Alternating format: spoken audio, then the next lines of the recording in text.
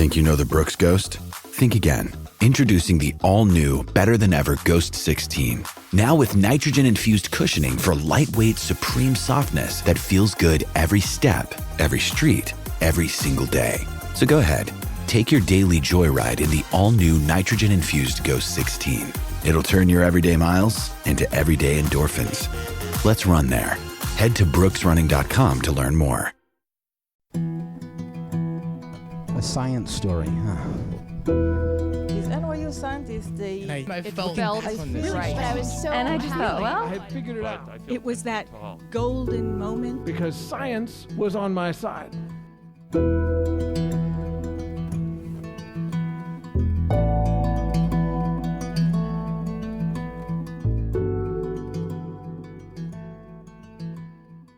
hey everyone, welcome to The Story Clatter, where true personal stories about science help us to discover how weird and wonderful it is to exist in this world and be a human. I'm your host, Misha Gajewski, and today our stories dive into that very human experience of just not knowing stuff. Our first storyteller is the marvelous Connor O'Donoghue. Connor is a writer and performer, as well as runs a teacher training company. His story is recorded at Imperial College in London as part of their Spark After Dark events. And his story is so good. It's funny, endearing, and all about giving yourself grace for not knowing any better. I can't wait for you to fall in love with Connor and his story. Here's Connor.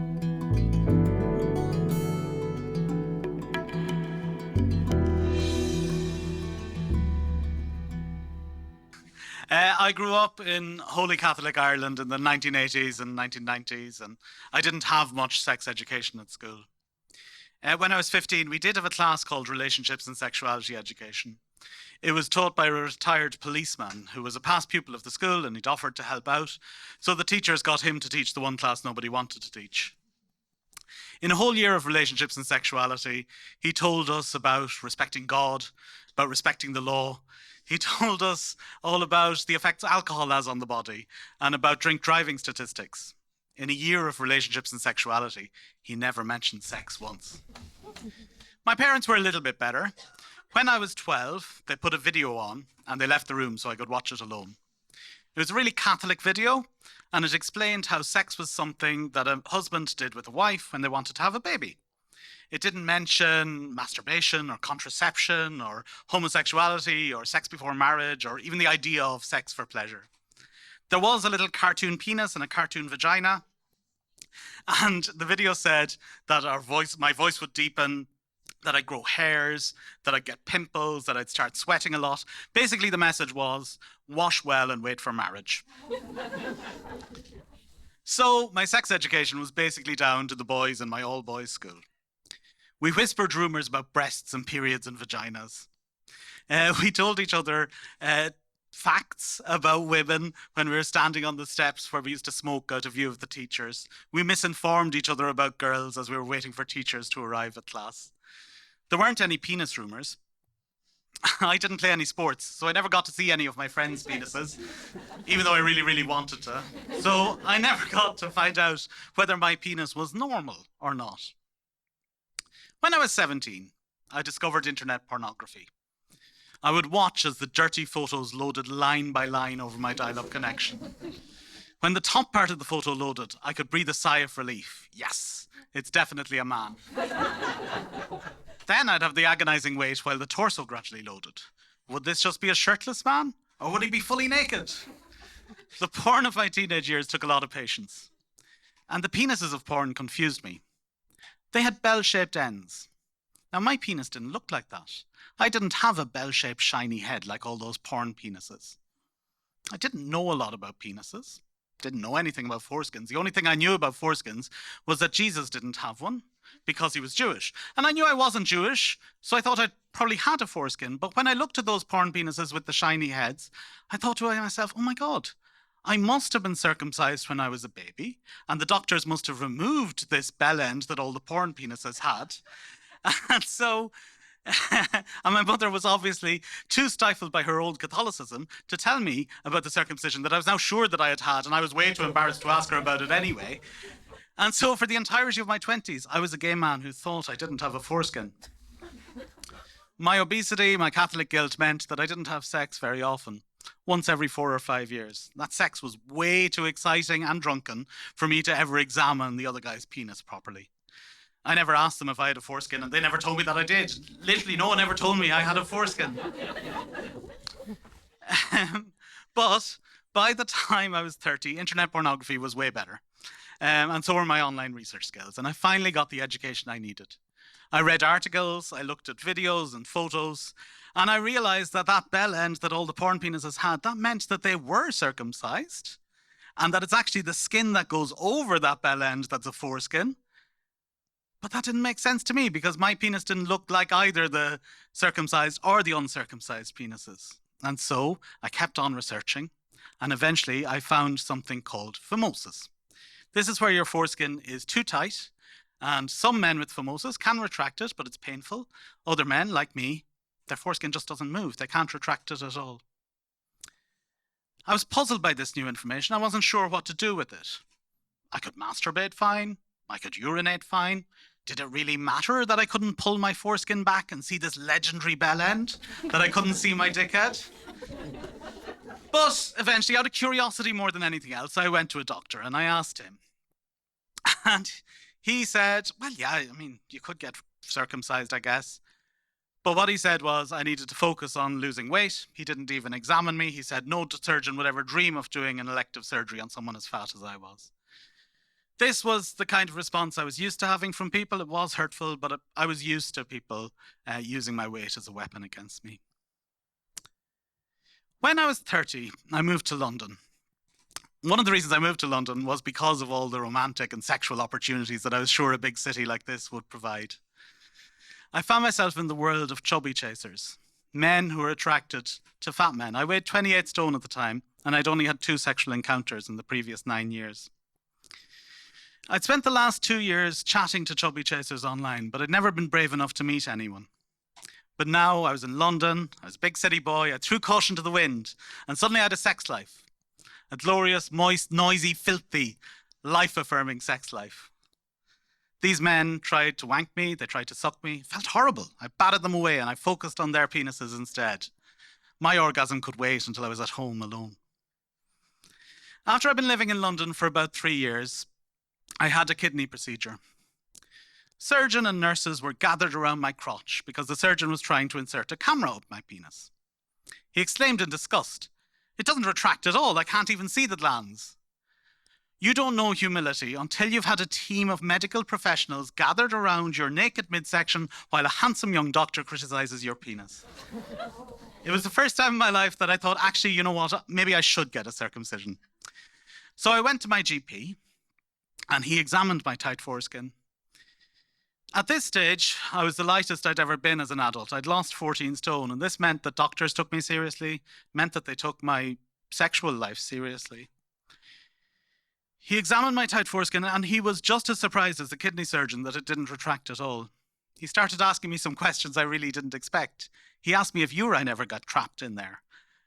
Obviously not. The hole at the tip works perfectly fine. He then asked me if it ever got caught during sex. He asked me if sex was painful. I didn't know how to respond to that question because it was so new to me. But then I started thinking. I'd always thought that I didn't like men touching my penis because that was just kind of how my sexuality worked. I figured some gay men were like dominant tops and they love using their penis during sex. And I was just a submissive bottom and I didn't particularly like my penis being involved in sex. But when the doctor asked me if sex was painful, a cloud cleared in my mind. Maybe it was the discomfort of my tight foreskin that meant that I didn't like when men touched me. I got the number 59 bus home. I was very emotional and I started crying on the bus. Maybe I could come when another man touched me. Maybe I could have sex just like the other boys. My sadness turned to anger. I cried and I cursed my obesity and I cried and I cursed Holy Catholic Ireland and I cried and I cursed everyone who'd had a decent sex education and I cried and I cursed everyone who'd ever had a mutually orgasmic sexual experience. In the days that followed, I asked literally everyone about their foreskins. No one had ever told me that you need to pull it back to pee. No one had ever told me that children need to practice pulling them back to loosen them. No one had ever told me that you need to pull them back to wash. Now I knew. Now I became a foreskin expert. I don't have a foreskin anymore. The NHS kindly paid for my circumcision in January 2020. I healed really fast. I'm still not 100% sure I want men to touch me there on my tender bell end, on my fresh dick head. But I'm way more willing to try things out than I used to be. No one ever told me I had a foreskin, but now I tell everyone I meet that I don't have a foreskin anymore. You guys, I don't have a foreskin.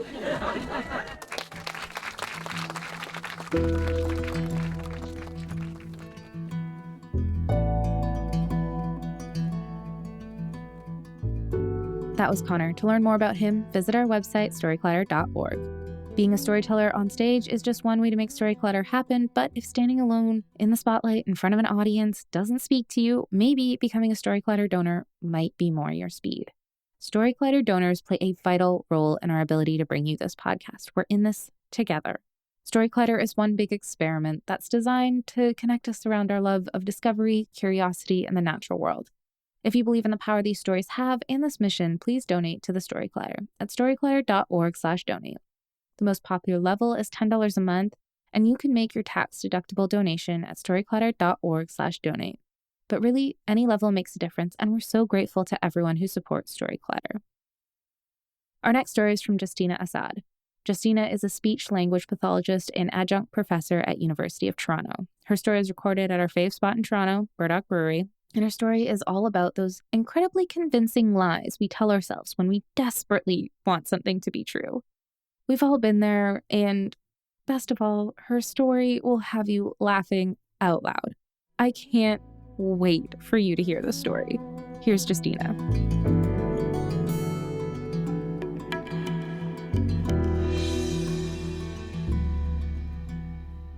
It's 2018, and my family and I are sitting on the beaches of Cancun, Mexico, when a beautiful Mexican man approaches us and asks if we want to go parasailing.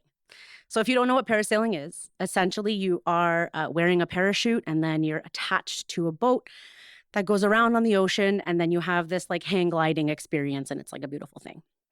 So we make our way to the shore, where he tells us that we need to get on a water taxi that's going to take us to the watercraft that we're actually going to be doing the parasailing on.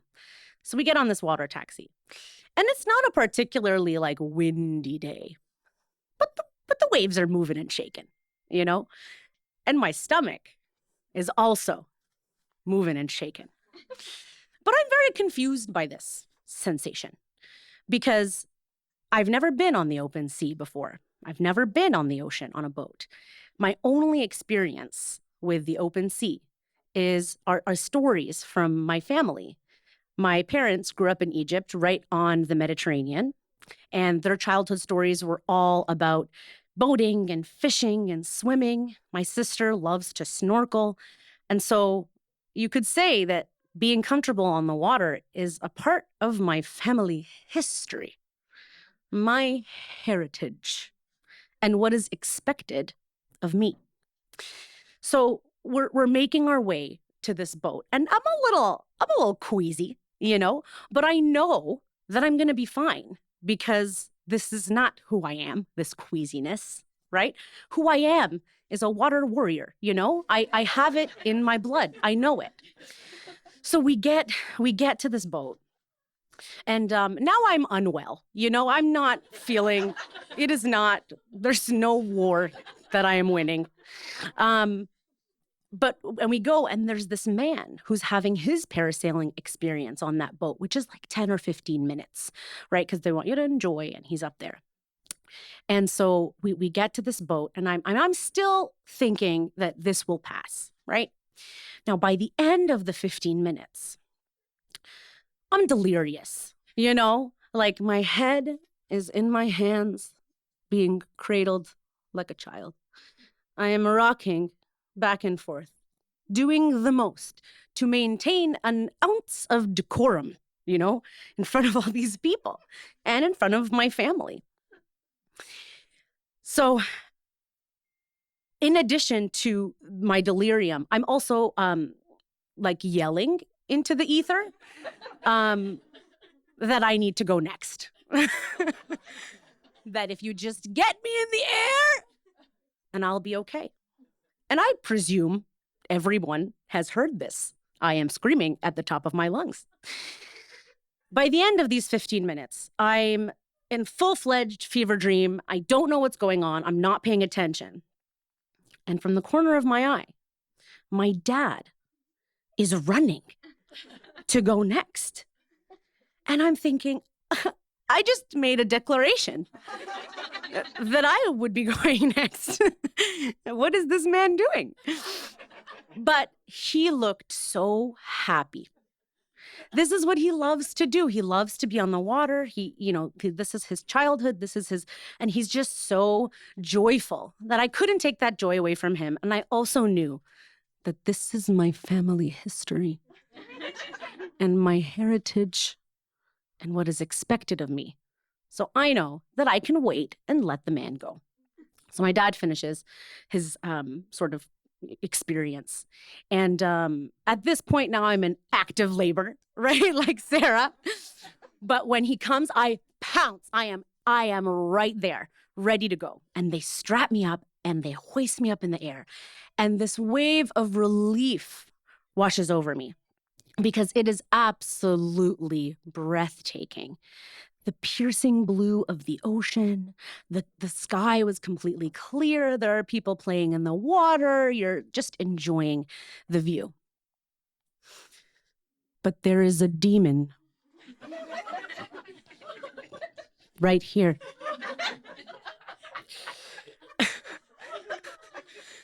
And it's saying, it's too late. You're too far gone. The omelet from breakfast is coming. And you can do nothing about it. And this is the genuine thought I am having right now. Excuse me, demon sir.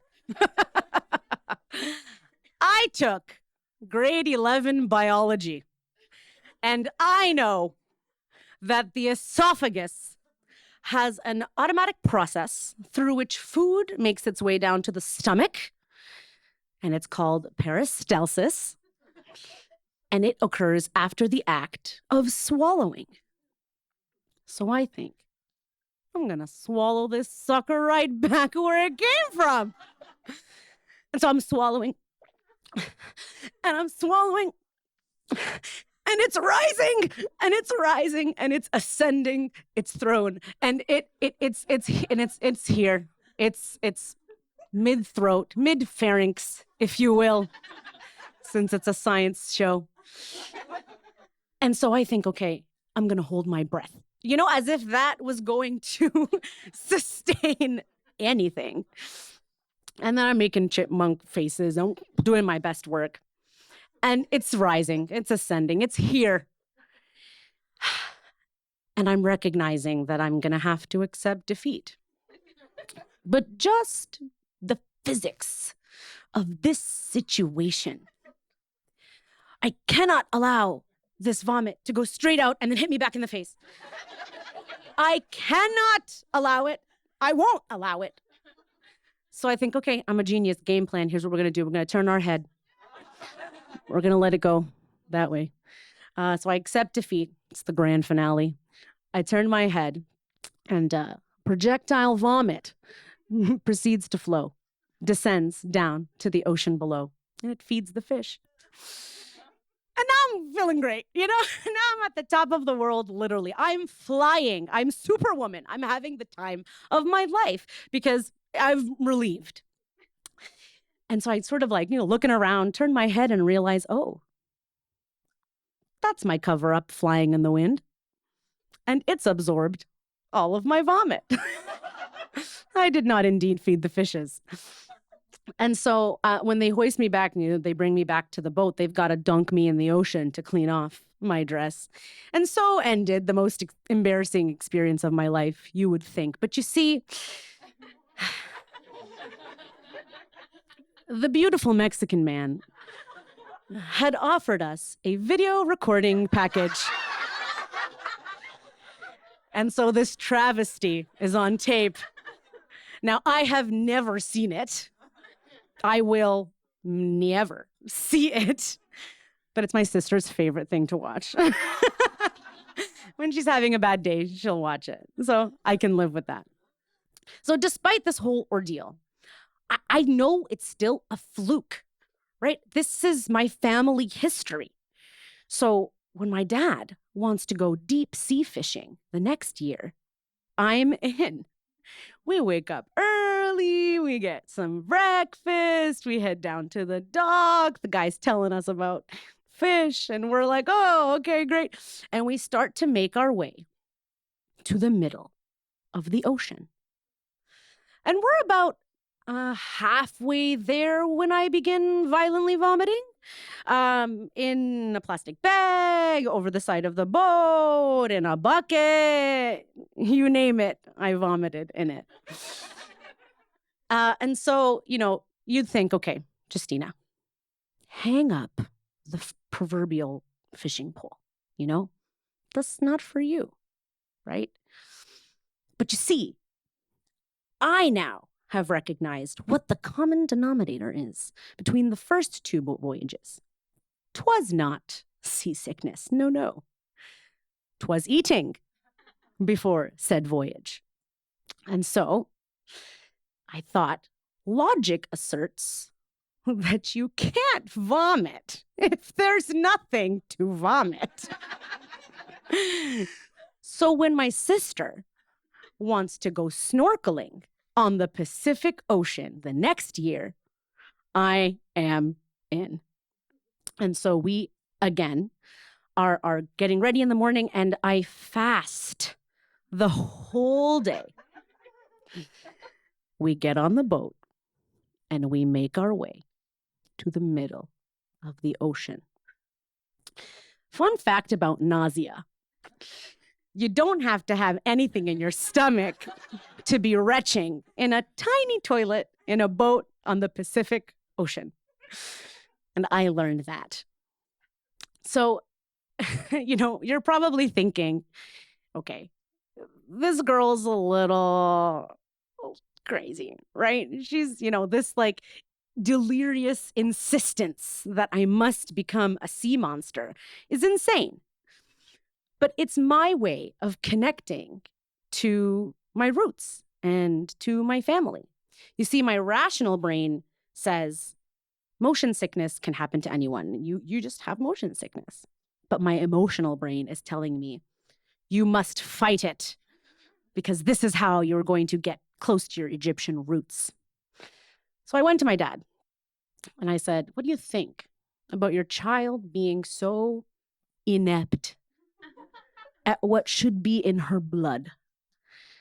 And he goes, well, you didn't grow up there. You didn't really have these experiences like we did. I don't really expect much from you in that sense. But I think this idea of identity and trying to connect to your roots is something that a lot of children of immigrant families experience. And I think we get to choose how we want to connect to our roots. And so no matter how many times I regurgitate my buffet breakfast, being comfortable at sea is part of my family history and my heritage, and it's what I expect of me. Thank you.